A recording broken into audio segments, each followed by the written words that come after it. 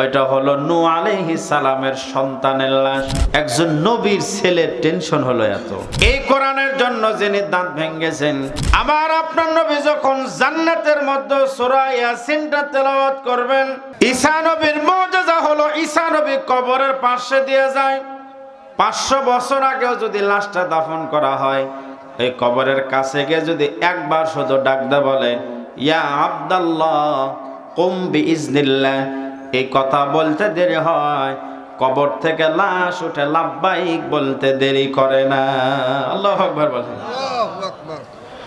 একদিন ঈসা নবী একটা কবরের পাশে গিয়া যে মাত্র আয়া আব্দুল্লাহ কুম বিইজনিল্লাহ বললেন, সঙ্গে সঙ্গে ওই কবরের মধ্য থেকে যে লাশটা জীবিত করেছিলেন, ওইটা হলো নূহ আলাইহিস সালামের সন্তানের লাশ। নূহ আলাইহিস সালামের সন্তান ওঠার পর ঈসা নবী ডাকতে বললেন, কি ব্যাপার, আপনার চুলও পাকা, দাড়িও কেন পাকা? আপনাদের হয়তো মনে হতে পারে, হুজুর আমাদেরও তো চুল দাড়ি পাকা। আসলে চুল দাড়ি ইব্রাহিম নবীর আগের নবী যারা ছিল, ইব্রাহিম আলাইহিস সালামের আগের যত নবী রাসূল ছিল, দুনিয়াতে যত মানুষ ছিল, বয়স হতো কিন্তু চুল দাড়ি কি হতো না, পাকতো না। এটা শুরু হয়েছে ইব্রাহিম আলাইহিস সালামের সময় থেকে। মানুষের বয়সের সাথে কি হয়, চুল পাকে, দাড়ি পাকে। ঈসা নবী ডাকদা বলল, কি ব্যাপার, তোমার চুলও পাকা, দাড়িও কেন পাকা? এগুলো তো সব কাঁচা ছিল। নূহ আলাইহিস সালামের ছেলে ডাকদা বললেন, আপনি যখন আমার কবর থেকে আপনি ডাক দিয়েছেন, আমি মনে করছি হাসরের ময়দান কায়েম হয়ে গেছে। আমি মনে করছি এখন কিয়ামত কায়েম হয়ে গেছে, আল্লাহর সামনে দাঁড়ানো লাগবে। আমি চিন্তা করেছি জীবনে তেমন কোনো আমল নাই, আল্লাহর সামনে কি আমল নিয়ে দাঁড়াবো, আল্লাহর সামনে কি নিয়ে দাঁড়াবো, কেমনে নাজাত পাবো?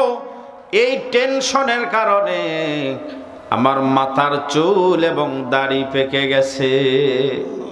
একজন নবীর ছেলের টেনশন হলো এত। আমার আর আপনার টেনশন আছে? এত নাই। আমরা মনে করি হ্যাঁ যাওয়াই যাবে। নবীর ছেলের এত টেনশন যে টেনশনে কাঁচা দাড়ি, কাঁচা চুল পেকে গেল।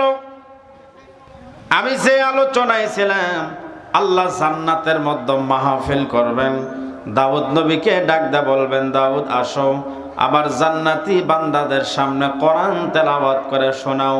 আল্লাহ এত নবী রাসূল থাকতে আল্লাহ কেন দাউদ নবীকে বলবেন? এর পিছনে কারণ হলো, দাউদ নবীকে আল্লাহ পাক অন্য নবীকে যেমন মুজিজা দিয়েছিলেন, মুসা নবীর মুজিজা আলাদা, ঈসা নবীর মুজিজা আলাদা। দাউদ নবীর মুজিজা ছিল, দাউদ নবী যখন কোনো লোহা হাতের মধ্যে নিত, ওই লোহাটা সঙ্গে সঙ্গে মোমের মতো নরম হয়ে যাইত। ওনার হাত দিয়ে উনি যা মন চায় তাই বানাইতে পারতেন। কুড়াল বানান, কোদাল বানান, যা মন চায় দা বানাইতেন, কোনো কামারের কাছে যাওয়া লাগতো না। এটা ছিল ঈসা নবীর একটা মুজিজা। 2 নাম্বার মুজিজা হলো আল্লাহ, এটা হলো দাউদ নবীর মুজিজা। 2 নাম্বার মুজিজা হলো দাউদ নবীকে আল্লাহ পাক সুন্দর একটা কণ্ঠ দিয়েছিলেন। দাউদ নবীর উপরে আল্লাহ একটা কিতাব নাজিল করেছিলেন। কিতাবের নাম হলো জাবুর কিতাব। যারা বলেন কোন কিতাব? জাবুর। এই জাবুর কিতাব হলো একটা ছন্দমালার একটা কিতাব। এই কিতাবটা যখন দাউদ নবী তেলাওয়াত করতেন, দাউদ নবীর বাড়িটা ছিল সাগরের ধারে।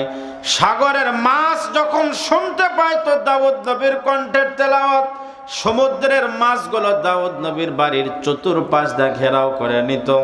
আসমান দিয়ে পাখি উড়ে যায়, আসমানের পাখি যখন শুনতে পায় দাউদ নবীর তেলাওয়াত, সঙ্গে সঙ্গে আসমানের মধ্যেই থেমে যায়। একটাবার চিন্তা করে দেখেন তো, তাহলে দাউদ নবীর কণ্ঠ ভালো না খারাপ? মাছ পাগল, আকাশের পাখিরা পর্যন্ত পাগল। আল্লাহ ডাকদা বলবেন, দাউদ আমি তোমাকে যে সুন্দর একটা কণ্ঠ দিয়েছিলাম, ওই কণ্ঠ দিয়ে আমার জান্নাতি বান্দাদের সামনে কোরআন তেলাওয়াত করে শোনাও। এবার জান্নাতে আমার আপনার সামনে দাউদ নবী তেলাওয়াত করবেন, ইয়া আইয়ুহাল মুযাম্মিল কুমিল লাইলা ইল্লা কালিলা নিসফাহু আও ইনকুস মিনহু কালিলা। আল্লাহু আকবার যারা বলেন। এত চমৎকার কণ্ঠের তেলাওয়াত শুনে জান্নাতীরা ছটফট করা শুরু করবে। জান্নাতীরা পাগলের মতো ছটফট করতে লাগবে, লাফানো শুরু করবে। আল্লাহ ডাকদা বলবেন, আল্লাহ দুনিয়াতে বহু কারি বহু ইমামের কণ্ঠে আমরা কোরআন পড়া শুনেছি, কিন্তু এত সুন্দর কণ্ঠে আমরা জীবনেও কোনোদিন কোরআন পড়া শুনি নাই। আল্লাহ আপনি দাউদ নবীর তেলাওয়াত আপনি বন্ধ করবেন না। এক পর্যায়ে আল্লাহ দাউদ নবীর এত চমৎকার কণ্ঠের তেলাওয়াত আল্লাহ বন্ধ করে দিবেন। জান্নাতীরা বলবেন, আল্লাহ দাউদ নবীর তেলাওয়াত কেন বন্ধ করলেন? এমন সময় আল্লাহ ডাকদা বলবেন, এতক্ষণ পর্যন্ত যে দাউদ নবী তেলাওয়াত করলো কোরআন, আচ্ছা বলো তুই কোরআন কি আমি দাউদ নবীর উপরে নাজিল করেছি? কোরআন কি দাউদ নবীর উপরে নাজিল হয়েছে? এই কোরআনের জন্য দাউদ নবীর দান্দান মোবারক শহীদ করা লাগে নাই। এই কোরআনের জন্য দাউদ নবীর তায়েফের ময়দানে রক্ত দেওয়া লাগে নাই। এই কোরআন আমি তার উপরে নাজিল করেও নাই। এই কোরআন আমি যার উপরে নাজিল করেছি, এই কোরআনের জন্য যিনি দাঁত ভেঙেছেন, এই কোরআনের জন্য যিনি তায়েফের ময়দানে রক্ত ঝরিয়েছেন, এবার তিনি তোমাদের সামনে কোরআন তেলাওয়াত করে শোনাইবেন। এমন এতিম নবী আমার, পিতা মাতা নাই যে তাহার, তারপরেও কত মারা, তারপরেও কত মারা, মারলো তাকে দুশ্মনে। নবী বিনে কে পারাবেন ফুলসিরাত বিজানে। খোদার জ্বালাই নবী জীবন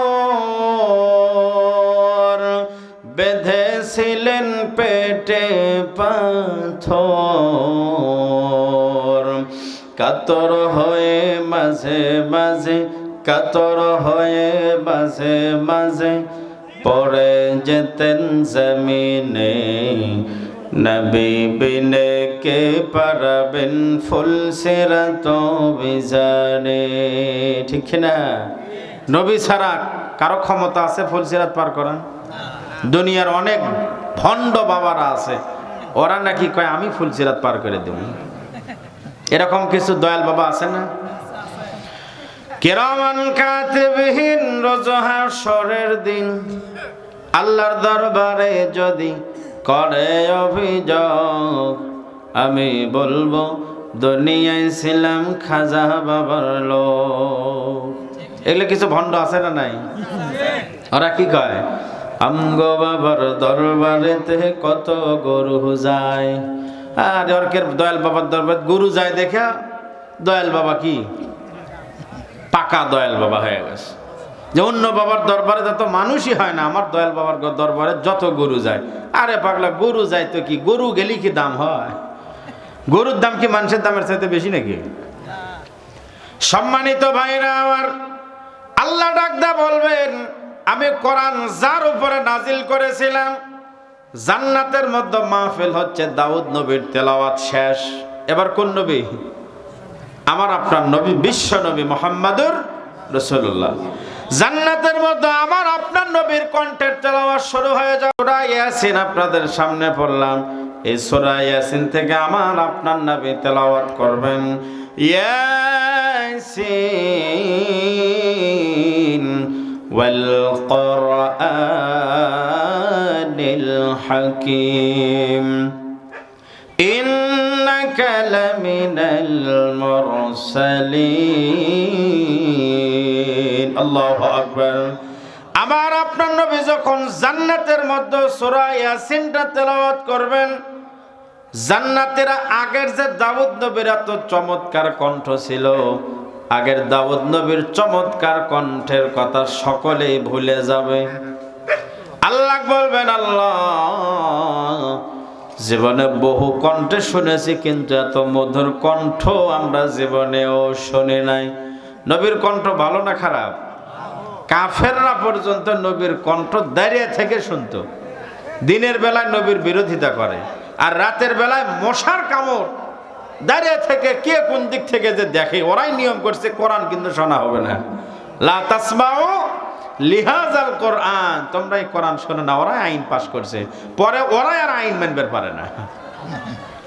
সম্মানিত ভাইরা আমার, এত চমৎকার কণ্ঠের তেলাওয়াত করবে আমার আপনার নবী। জান্নাতেরা তো পাগল প্রায়, জান্নাতের আল্লাহ বলবেন, আল্লাহ এত মধুর কণ্ঠের তেলাওয়াত আপনি বন্ধ করবেন না। এক পর্যায়ে আল্লাহ রাব্বুল আলামিন আমার আপনার নবীর তেলাওয়াতটা আল্লাহ থামায় দিবেন। জান্নাতেরা বলবেন, আল্লাহ আপনি আবার কেন তেলাওয়াতটা বন্ধ করলেন? আল্লাহ বলবেন, এতক্ষণ যে দুইজন নবীর কণ্ঠে তেলাওয়াত শুনেছো, আচ্ছা বলো তে দুইজন নবীর কণ্ঠ কি তাদের বাপ দাদার, না এই কণ্ঠ আমি আল্লাহর দেওয়া? আমি যে কণ্ঠে কথা বলতেছি এটা কার দান? আল্লাহর দান। তাহলে আল্লাহর দেওয়া কণ্ঠ বলেন তো কার কাছে ব্যবহার করা লাগবে? কার কাছে? আল্লাহর দেওয়া কণ্ঠ আল্লাহর কাজে ব্যবহার করা লাগবে। আমরা কোন কাজে ব্যবহার করি? আমরা কেউ সুবহানাল্লাহ যে ওয়াজ হয়, সুবহানাল্লাহ ঘুতে ঘুতে তাও বাড়ায় না। অথচ খালি যদি এক কাপ চা খিলা কয় যে বাবা এরা মিছিলে যাওয়া লাগবে রে, স্লোগান দিতে দিতে গেঞ্জি ছিঁড়ে ফেলে দিবি, তাও সামনে মুরার মানে লাফান পর্যন্ত শুরু করে দেয়। কি এসকো? আরে ভাই একটা লাল চা খায় যদি এত স্লোগান, এত শক্তি বাড়ে, আপনাদের জন্য গরু দিয়ে তাবারক হচ্ছে। একটু পেট খালি করেন তো। এটা তাকবীর দেন, লিল্লাহে তাকবীর। শক্তি আসিচ্ছে না, হাত তুলেন সবাই, সকলে হাত তুলেন তো, হাত তুলেন।